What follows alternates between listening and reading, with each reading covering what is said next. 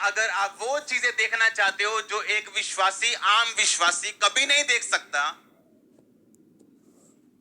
जो एक नॉमिनल सा बिलीवर जो हर संडे सिर्फ चर्च जाता है और अपनी ब्लेसिंग के लिए खुदा से हर वक्त मांगता है, वो कभी वो ब्लेसिंग्स, वो आशीष, वो सामर्थ नहीं देख सकता जो वो विश्वासी देख सकता है जिसने ये ठान लिया हो कि मैं अपने घराने समेत यहोवा की सेवा करूंगा।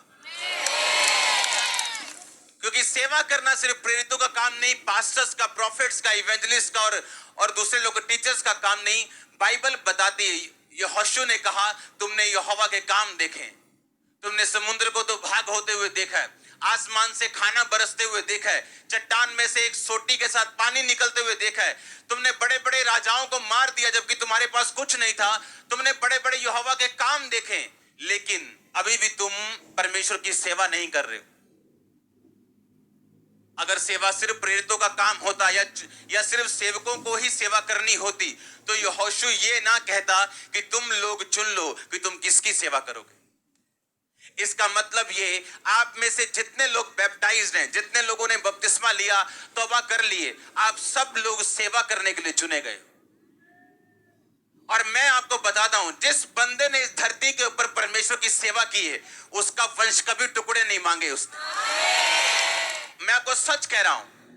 और सेवा करने का मतलब यह नहीं कि आप चर्च खोल लो या आप इवेंजलिस्ट की तरह भाग जाओ। मैं आपको बताता हूं, सेवा कई तरह की, सेवा कई प्रकार की।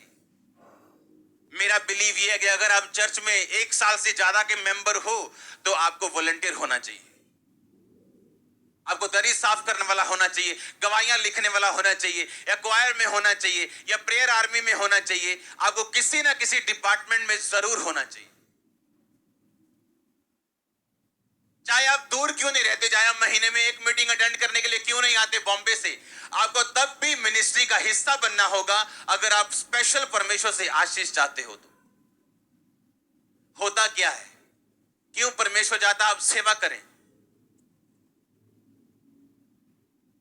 बाइबल बताती है, यूहन्ना 12 उसकी 26 आयत को जब हम पढ़ते हैं, लिखा, यदि कोई मेरी सेवा करे तो मेरे पीछे हो ले।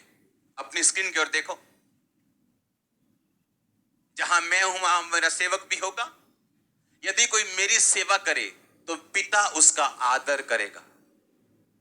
कौन आदर करेगा? पिता। जब आपको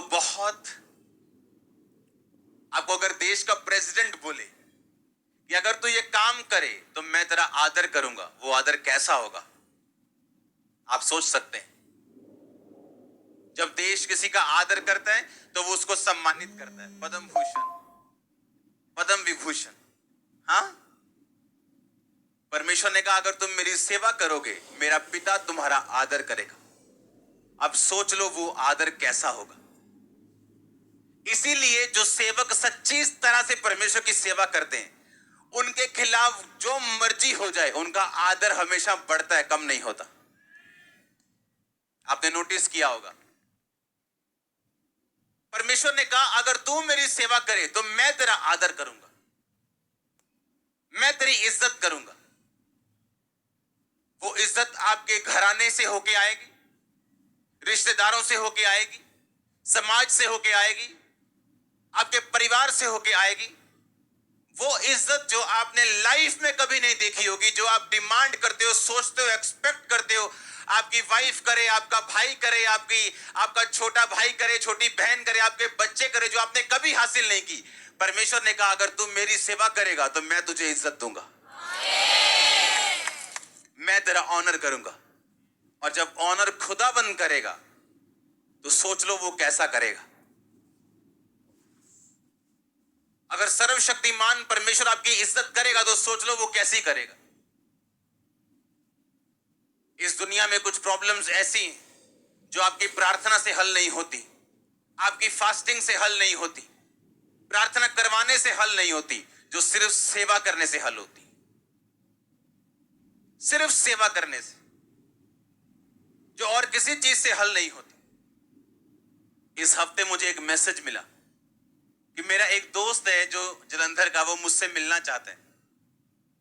और ऐसे बहुत से लोग चर्च में आते हैं कि मैं उसका दोस्त था, मैं उसका रिश्तेदार हूं, तो इतना सीरियसली नहीं लेते थे लोग चर्च के। लेकिन जब मुझे वो मैसेज मिला मैंने तुरंत रिप्लाई किया, मैंने कहा मैं इससे मिलना चाहता हूं क्योंकि ये मेरा बेस्ट फ्रेंड था. هذا عسل بروستات